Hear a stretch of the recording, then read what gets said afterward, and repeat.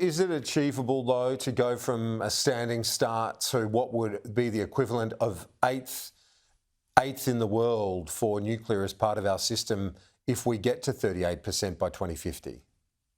It is. We're Australians. We're entrepreneurial. We can find solutions to the most complex problems. I've seen that from the military to enterprise.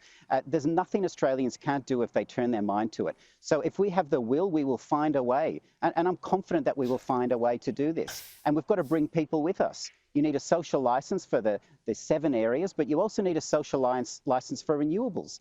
You see the beautiful terrain behind me. Throughout Australia, we're going to see terrain like this covered in wind turbines and solar panels.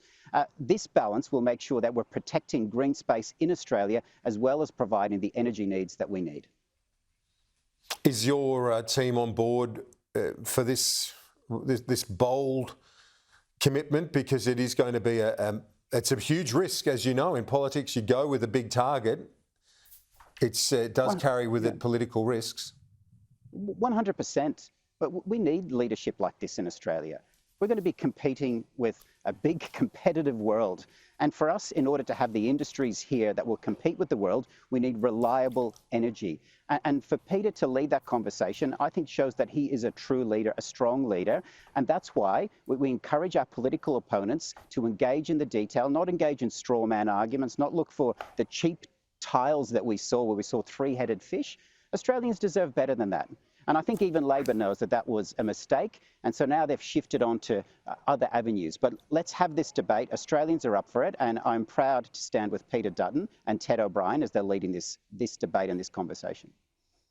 I know you're a member of the federal parliament, but you are a Victorian Liberal. Should John Pesutto apologise to Maura Deemy?